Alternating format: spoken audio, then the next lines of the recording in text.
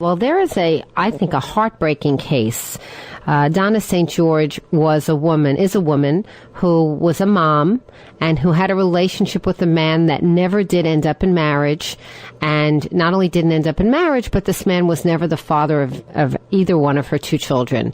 But for some reason, this man decided that he wanted to sue based under a statute in Connecticut that does exist that sets limited exceptions for people who are non-relatives to be able to visit children that are not related to them. And under the facts of this case, there was a full trial and then a Supreme Court decision. And under the full trial, the trial court found for a number of reasons that it was not in the best interest of the children to see this man.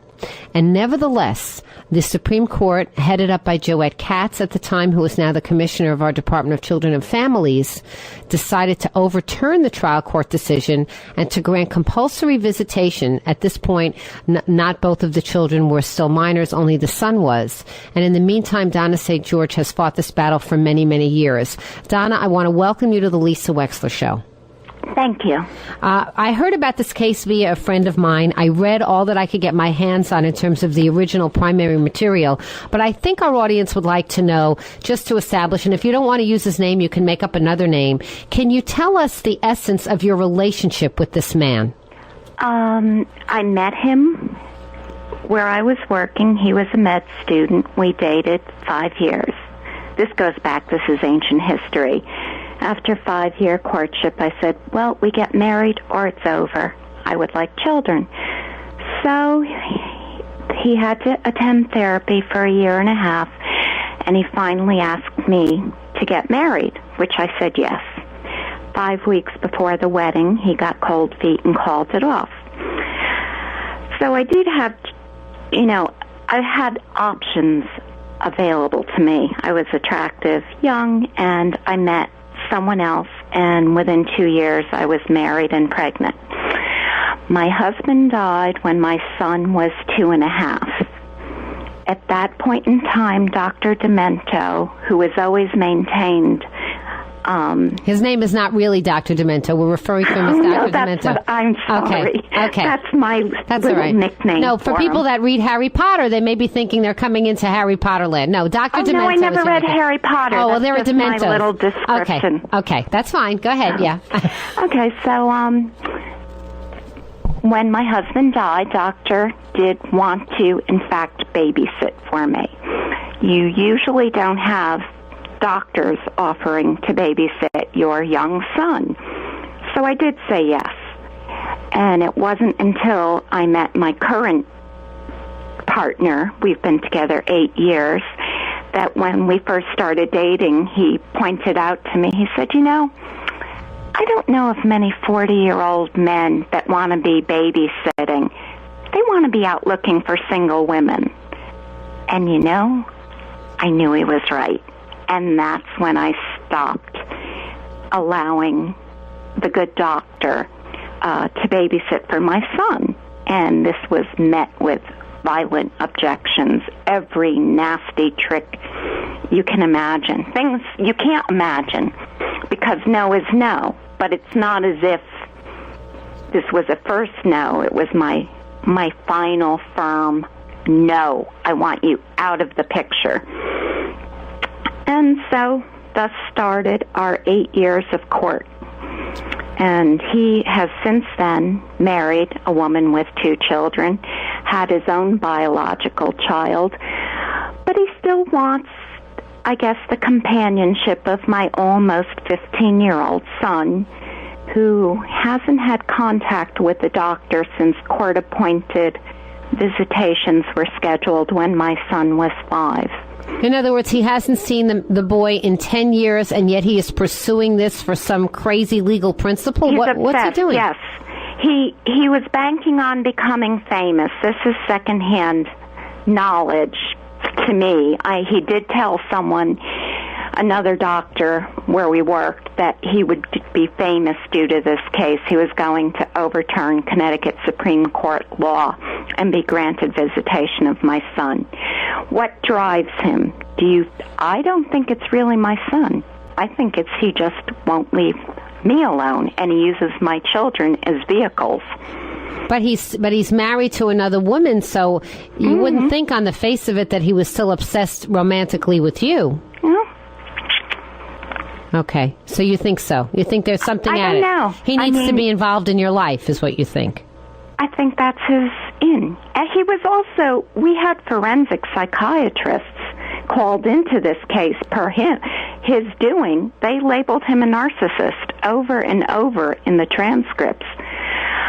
So let's go to the actual transcripts, because it's interesting to me that there were not one but two dissenting judges, and one of whom wrote a very lengthy opinion on this. When the trial court found that it was not in the best interests of your son, what they found was specifically it was not in the best interest because you objected.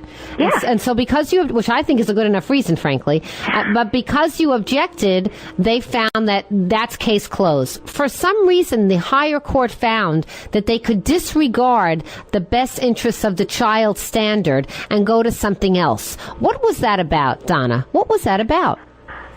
I think it's just the legal profession trying to strip a mother of her decision-making and the rights to her only child, her son. I don't think it's personal. I just think it's going to be a future plan, what am I trying to say? I think mothers are no longer going to have the ability to make decisions concerning their children.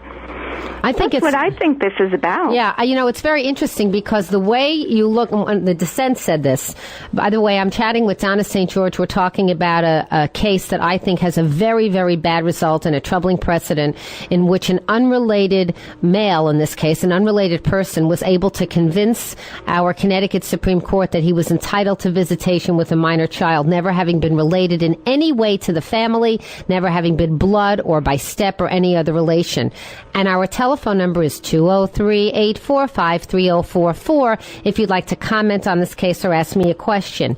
But I found to be very interesting in terms of this is that the dissenting judge goes at length about the origin of a statute in Connecticut that actually on its face allows these kinds of visits, but it was said to have been written in order to prevent what you're talking about, in order to make a very high bar so that an average person could not get visitation and could not intrude into the parental decision. This decision, as a matter of law, common law, turns the statute upside down.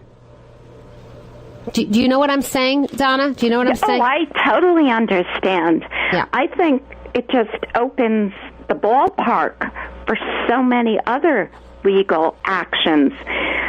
I cannot believe an ex-boyfriend would be able to sue to get visitation of anybody when the mother says, enough, I don't want you near my children. It wasn't even, he behaved like a stalker. The behavior was inappropriate years before I got so angry. I had to fight to keep him away from my street, away from circling around. This man used to call my child's daycare and say, this is Eric's father. Everybody took it as a joke. I mean, this joke was allowed to continue for years until I lost my temper. Everyone knew my son's father had died, but doctor was masquerading and pretending he was a father. I mean, Donna, have you ever thought of leaving the state? I'm just curious. Yes, we did. We had 1 year abroad. My son is a Swiss citizen. We were so happy, so content. It was such a peaceful lifestyle. But because of the visa issues right now, my son is a citizen. He was legal. My daughter had a student visa.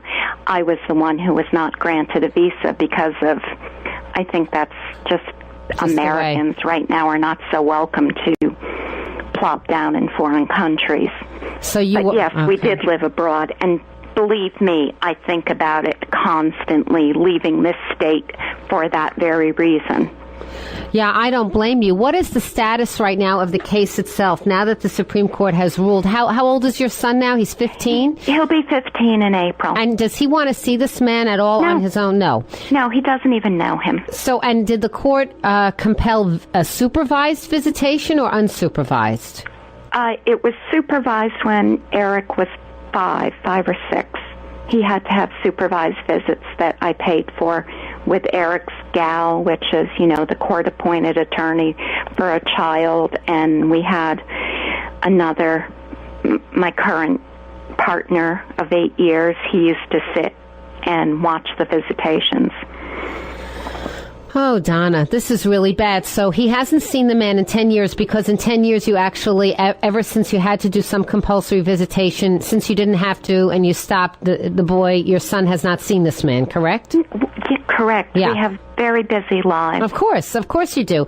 And so what does this man expect to achieve now at 15? A 15-year-old can decide on the custodial parent, for God's sakes. A 15-year-old doesn't have to sit in a supervised visitation under something like this. What's going to happen, actually, as a matter of actuality? Well, I was told my son would need, at this point, to hire his own attorney, and I will be forced to hire one and pay the bill. My son can say no, but what I have learned firsthand is the judges think they know better than the parent. The family is not given any consideration in the U.S. legal system. I didn't say no to his visitations just to be mean. There were so many bizarre things that led up to this.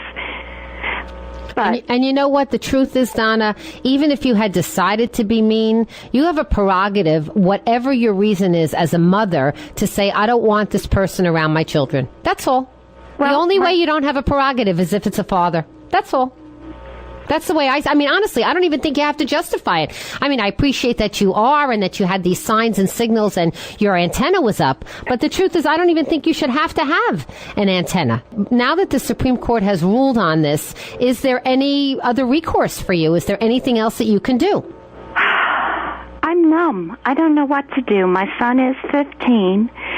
I think he's got a good head on his shoulder. My family is all in the same town. My friends are all around. And, we're all shocked by this. The school has been aware of this. Everybody's been trying to protect my son. His Boy Scout troop is, out to help him. And, legally speaking, the history of this man, the actual bad behavior that I saw that made me say no has never been given any importance, any significance. His behavior has been brushed under the carpet. I found out, when he was spending time with my son, they were sleeping in the same bed. They were showering together and playing pee-pee wars. But this is okay, according to a judge. This can continue again. But Eric is now old enough not to be taken with this. This man used to take my son 3 times a week to the toy store for new toys. Does any real parent ever behave that way? And how long did it take you? In other words, how long did he babysit with your son before you sort of looked up and said... Well, my husband died when Eric was 2.5, so between 2.5 and age 5, that was the time he was involved with my son for 2.5 years. But don't forget, he was a working full-time doctor in training. My son was enrolled full-time in daycare. So how much spare time does any young doctor in training really have? Yeah, the whole thing is so bizarre. Donna, you have our sympathies. I'm troubled by the precedent, frankly, for other mothers. Mm-hmm. Oh, it's horrible for other mothers. Horrible. It's a bad case. It troubles me that Joette Katz wrote the decision, and she's now the head of the Department of Children and Families. I think it was a poor decision on her part. I'm troubled about the whole thing, and yes, I'd be very happy to organize any kind of a petition that you would think that you would want at this point, even if it's to just recover legal fees. I don't really know what people can do for you, but if you Nothing. I tried. I wrote to lawyers and judges. Donna, I'm going to have to cut you off because it's 5 o'clock and we have to go to the news. But I want to thank you very much for being on the Lisa Wexler Show. And I will encourage our listeners, if they want to get in touch with you, they can find out via Lisa at lisawexler.com. Donna, thank you very much for being on the show. Well, thank you for listening to me. I appreciate it. Sure. Okay, thank you very much.